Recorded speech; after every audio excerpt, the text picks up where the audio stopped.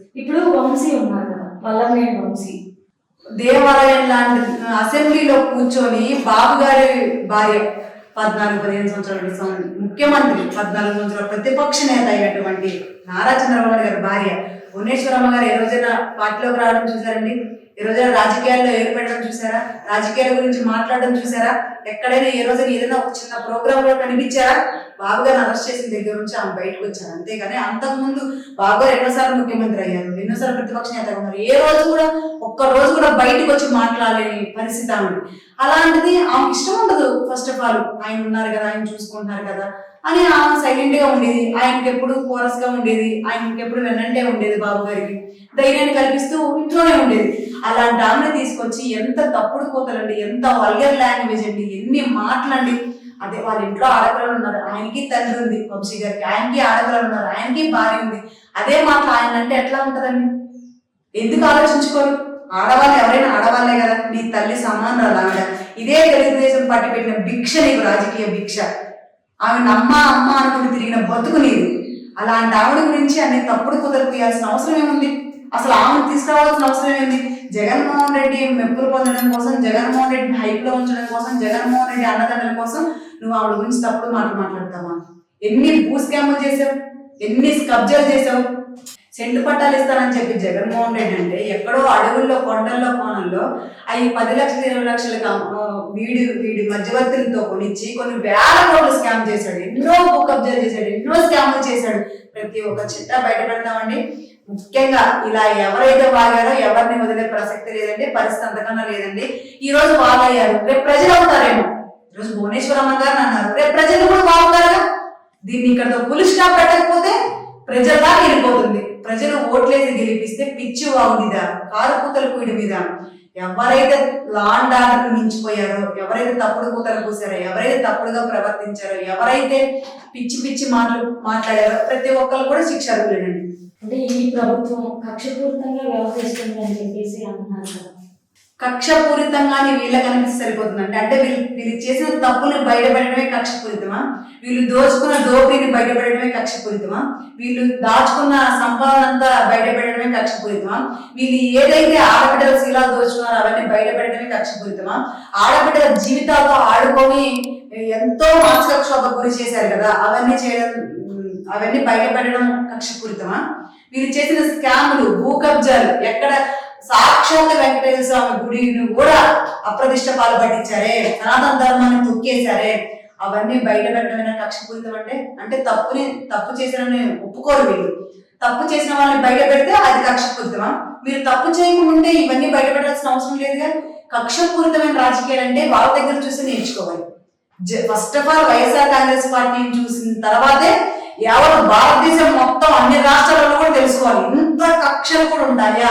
ఇంత కక్షపూరితమైన రాజకీయాలు కూడా చేయొచ్చా? ఎంత కడప చెందినైతే మాత్రం, ఎంత బాంబు ఫ్యాషనిస్టుల నుంచి వస్తే మాత్రం ఇలాంటి రాజకీయాలు కూడా చేయొచ్చా అని జగన్మోహన్ రెడ్డిని చూసిన తర్వాత నేర్చుకున్నారు కక్షపూరితం అంటే ఏంటో. అలాంటి చీప్ ట్రిక్స్, అలాంటి చెత్త రాజకీయాలు చేయాల్సిన అవసరం కూటమి ప్రభుత్వానికి లేదు, ముఖ్యంగా నా చంద్రబాబు నాయుడు గారికి అసలు లేదండి. కక్షపూరిత రాజకీయాలు చేసుకుంటూ పోతే ఆంధ్ర రాష్ట్రాన్ని ఎవరు అభివృద్ధి చేస్తారు? 7 నెలల్లో పోలవరాన్ని పరిగెత్తిస్తా ఉన్నాడు, రైతులకు నీళ్ళు అందిస్తా ఉన్నాడు, పంట పండించిన గిట్టుబాటు ధర కల్పించి పంట పండించిన రైతులందరి కళలో ఆనందం చూశాడు. 5 రూపాయలకు అన్నా క్యాంటీన్ తీసుకొచ్చాడు, 4000 రూపాయలు పెన్షన్ ఇస్తా ఉన్నాడు. నిన్నగాక మొన్న అందరికి రేషన్ కార్డు ఎవరెవరికి ఈ దౌర్భాగ్యం తీసేసాడు, ప్రతి ఒక్క అరువులందరికి రేషన్ కార్డ్స్ ఇస్తా ఉన్నాడు. ఇంకా 4 రోజులైతే ఫ్రీ బస్సు ఇస్తాడు. ముఖ్యంగా ఆడబిడ్డల మీద గ్యాస్ బండ గుదిబండగా ఏదైతే జగన్మోహన్ రెడ్డి చేశాడో, అధిక ధరలు పెంచి 1400 రూపాయలు పెట్టి కొనుక్కోవాల్సిన పరిస్థితి బ్లాక్ లో కొనుక్కోవాలంటే. అదే బుక్ చేసుకుంటే 1150 రూపాయలు పెట్టి కొనుక్కోవాల్సిన, 1200 రూపాయలు పెట్టి కొనుక్కోవాల్సిన పరిస్థితి. అది ఫ్రీ 3 గ్యాస్ బండ్లు ఫ్రీగా ఇచ్చి ఇంత చేస్తా ఉన్నటువంటి బాబు గారిని ఈరోజు కక్షపూరితమైన రాజకీయాలను ఎలా అంటారండి? 7 నెలల్లో ఇంత చేశాడు, ఫ్రీ స్పీచ్ ఎంతో మందికి పనులు కల్పించాడు. సరైన ఈ 7 నెలల్లో ఏ ఉద్యోగస్తుడికైనా సరైన టైంలో మాకు జీతం పడదని అడగండి. ప్రతి ఒక్కరు కూడా 5 సంవత్సరాలు అవరక్షణ నేర్చారు గవర్నమెంట్ ఉద్యోగస్తులు అందరూ కూడా. ఈరోజు గవర్నమెంట్ ఉద్యోగస్తులు అందరూ కూడా సరైన టైంలో జీతాలు ఇవ్వడం. ప్రతి ఒక్కరు కూడా 7 నెలల్లో ఇంతకన్నా ఏ నాయకుడు చేస్తాడండి? ఏ ఒక్క నాయకుడు చూపించండి, రాజకీయాలు చేస్తాను. 7 నెలల్లో ఇంత చేసిన వాళ్ళని ఎక్కడైనా చూపించండి. పోలవరం చూడండి, టక్క పరిగెత్తిస్తాడు. ఢిల్లీ 4 సార్లు 5 సార్లు వెళ్ళాడు బాబు గారు. వెళ్ళిన ప్రతిసారి ప్రెస్ మీట్ పెడతా ఉన్నాడు, వెళ్ళిన ప్రతిసారి ఏదో ఒకటి రాష్ట్ర అభివృద్ధి కోసం తీసుకొస్తా ఉన్నాడు, నిధులు తీసుకొస్తా ఉన్నాడు, బడ్జెట్ లో కేటాయింపులు తీసుకొస్తా ఉన్నాడు. ఇంకెంతగానో ఏం చేస్తారండి? దావోస్ వెళ్ళారు, మంచి మంచి కంపెనీలతో మాట్లాడారు. బాబు గారిని చూస్తే పరిగెత్తుకుంటే కంపెనీస్ రావాల్సిందే.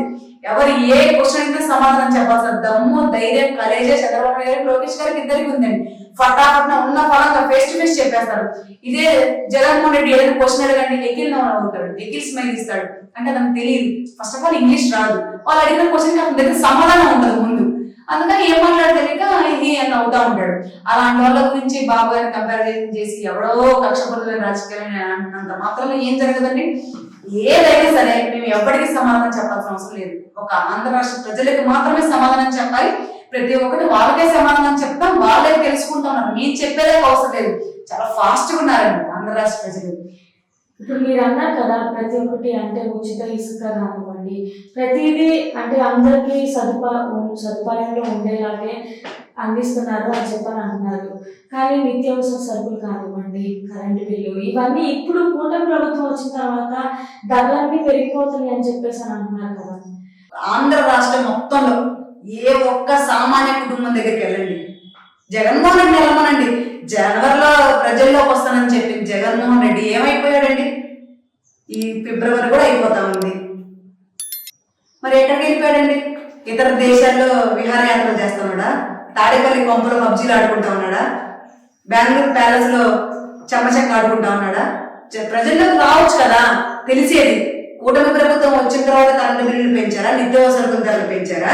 మీరు ఉన్నప్పుడు మీ హయాంలో పెరిగాయా? గ్యాస్ బండ్ ధరలు పెరిగాయా? ఈ రోజు ఫ్రీగా 3 గ్యాస్ బండ్లు, సంవత్సరం సరిపడే గ్యాస్ బండ్లు ఎవరు ఇస్తా ఉన్నారు? ఇప్పటి వరకు ఏ ఒక్క ఉప్పు గాని, పప్పు గాని, చింతపండు గాని ఏ ఒక్కటైనా సరే ధరలు పెరిగాయా, పెరగలేదా? కరెంటు బిల్లులు మీరు పెట్టిన ఛార్జీలే ఉన్నాయా? అంతకు మించి ఒక 10 పైసల బిల్ అన్నా పెరిగిందా? మీకే చెప్తారా ఆంధ్ర రాష్ట్ర ప్రజలు? జగన్మోహన్ రెడ్డిని ఎడమనండి, నోరు ఉంది కానీ వాదంగానే సరిపోతుందండి. ఆంధ్ర రాష్ట్ర ప్రజల్లోకి జగన్మోహన్ రెడ్డి రావాలంటే ఉచ్చ పోసేస్తా ఉన్నాడు ఈరోజు. ఎందుకంటే ఆయన చేసిన దౌర్భాగ్యం అలాంటిది. ఎన్ని మాయ మాటలండి, నవరత్నాలు ఇస్తానని చెప్పి అవ్వాతాతల్ని మోసం చేసి, ఆడబిడ్డలను మోసం చేసి, ముద్దులు పెట్టి మాయ చేసి మప్పి పెట్టి అధికారంలోకి వచ్చాడు. ఏ ఒక్కడే నిర్వర్తించాడండి? ఏ ఒక్కడే సక్రమంగా చేశాడా? ఆడబిడ్డలకు క్షమాపణ చెప్తేనే ముఖ్యంగా జగన్మోహన్ రెడ్డి ఈ రోజు ఆంధ్ర రాష్ట్రంలో అడుగు పెట్టాలి. అవ్వాతాతలకు క్షమాపణ చెప్పే లెక్కైతేనే ఆంధ్ర రాష్ట్రంలో అడుగు పెట్టాలి. చదువుకున్న యువతను గంజాయికి అలవాటు చేశాడు, మద్యానికి అలవాటు చేశాడు, పిచ్చి పిచ్చి బ్రాండ్లు పెట్టి. చదువు సంది లేక విదేశీ విద్య ఇస్తానని చెప్పాడు, ఫ్రీ ఫీజు రియంబర్స్మెంట్ ఇస్తానని చెప్పాడు. ఏది లేకుండా యువతని సర్వనాశనం చేసినందుకు యువతకి